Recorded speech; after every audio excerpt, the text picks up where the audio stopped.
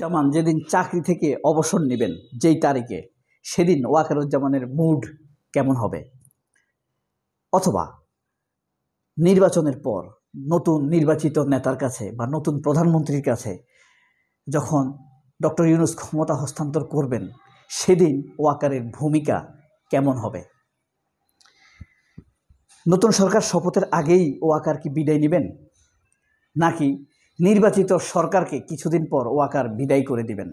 সেই প্রশ্নে আসার আগে আপনাদেরকে একটি কথা বলি। উজবেকিস্তান থেকে এক দম্পতি বাংলাদেশে এসেছিল, খুব আল্লাহওয়ালা দম্পতি। ওই দিকের মানুষের ইমান খুব কঠিন, পরিশ্রমী হয়, জানেন তো। ট্যুরিস্ট হিসেবে তারা বাংলাদেশে এসেছিল। বাংলাদেশে আসার পর তারা এতই ভালো লেগেছে, তারা এখানে থেকে যাবে চিন্তা করেছে আর মানুষের জন্য কাজ করবে। তো এখানে তারা একটি কাজ নিল, উজবেক এই এম্বাসিতে গিয়ে তারা একটা কাজ জোগাড় করে নিল, তারা এখানে থাকবে মনস্থির করেছে। তো প্রতিদিন তাদের পুরুষ অফিসে যায় আসে, তারা খুব সুখী, ইসলাম পালন করে, মানুষের জন্য কিছু উপকার করে। তো একদিন আমাদের যখন করোনা হয়, করোনা ভালো হওয়ার পরে মানুষের মধ্যে কিছু চর্মরোগ দেখা দেয়, কারোর ফাইলস দেখা দেয়, অনেক মানুষের ডায়াবেটিস দেখা দিয়েছে, ওই যে তাৎক্ষণিক ওষুধের এফেক্টের কারণে। এখন ওই মহিলার গায়ে চর্মরোগ দেখা দেয়। সুন্দর মানুষ, ধীরে ধীরে তার চর্মরোগ বাড়তে থাকে, কিন্তু সে আস্তে আস্তে লম্বা ব্লাউজ পরে, ঘরেও সে লম্বা ব্লাউজ পরে, যেন হাতাওয়ালা ব্লাউজ পরে, যেন এই দাগ দেখা না যায়। আর সে চিন্তিত হয়ে পড়ে। তার স্বামী তার সৌন্দর্য দেখে মুগ্ধ হয়, এখন তো তাকে আর সুন্দর লাগবে না, এই চর্মরোগ যখন ছড়িয়ে যাবে সারা শরীরে।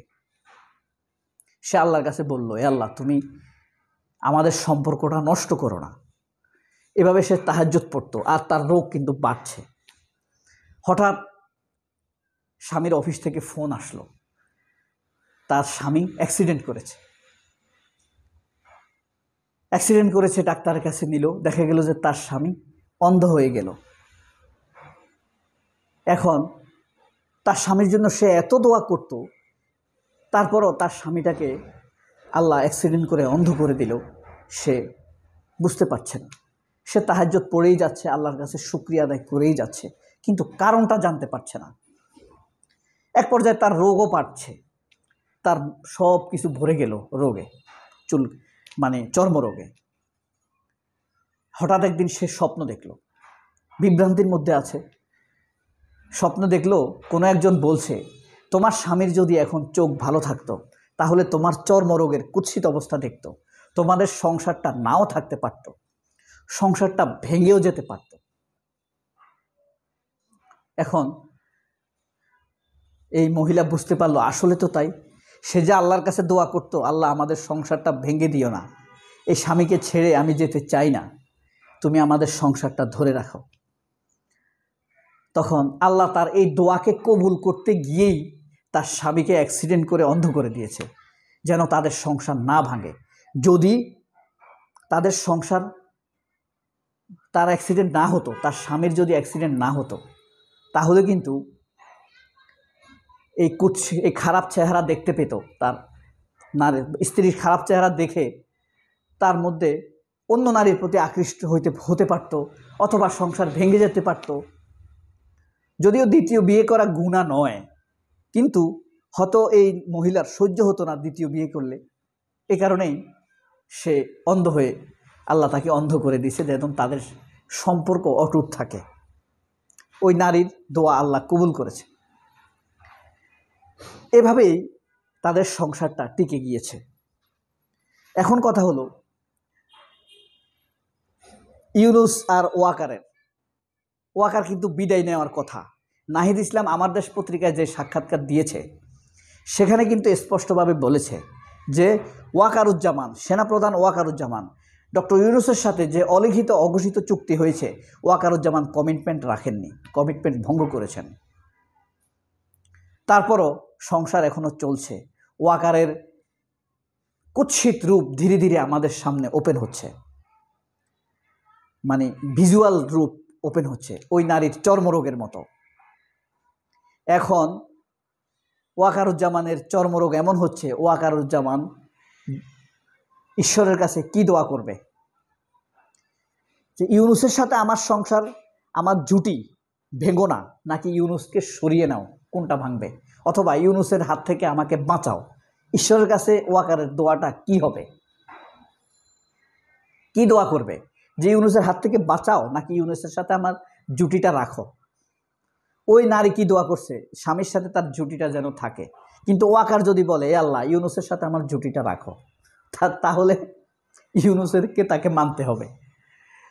আর যদি দোয়া করে আল্লাহ ইউনুসের হাত থেকে আমাকে বাঁচাও, তাহলে সেপ্টেম্বরে অক্টোবরে Walker will go down, back down, go Walker go, go Walker go, go Walker go. এখন ফ্যাক্ট হলো ওয়াকারও থাকলো, ইউনুসও থাকলো। সাপোজ থাকবে না সে, he will no more after October, থাকবে না। জরেন থাকলো, এনিওয়ে একটা বিশ্রী ঘটনা ঘটালো, ওয়াকার থাকলো। এখন পরবর্তীতে ক্ষমতায় আসলো কে? ধরেন ডাক্তার শফিকুর রহমান আসলো, আমির, অথবা ডাক্তার শফিক প্রধানমন্ত্রী হলো না, প্রধানমন্ত্রী করা হলো এসআর মাহবুব জোবায়েরকে, সিলেটের, সে প্রধানমন্ত্রী হলো। আইদার ধরেন প্রধানমন্ত্রী করা হলো আপনার একদম অখ্যাত, খুব চৌকস, অজানা অচেনা মুরসি, যেরকম অজানা ছিল না মুরসি, কিন্তু মিশরের মুরসি কিন্তু ব্রাদারহুডের কোনো নেতা, বড় নেতা ছিল না, তৃতীয় স্তরের নেতা ছিলেন, আমেরিকান একটা ইউনিভার্সিটির প্রফেসর ছিলেন। এরকম অজানা একজন লোকরে আনলো, দক্ষ, যোগ্য, চৌকস মহসিন কবির মুরাদ নামের এক তরুণকে এনে প্রধানমন্ত্রী বানিয়ে আশ্চর্য করে দিল জামাত।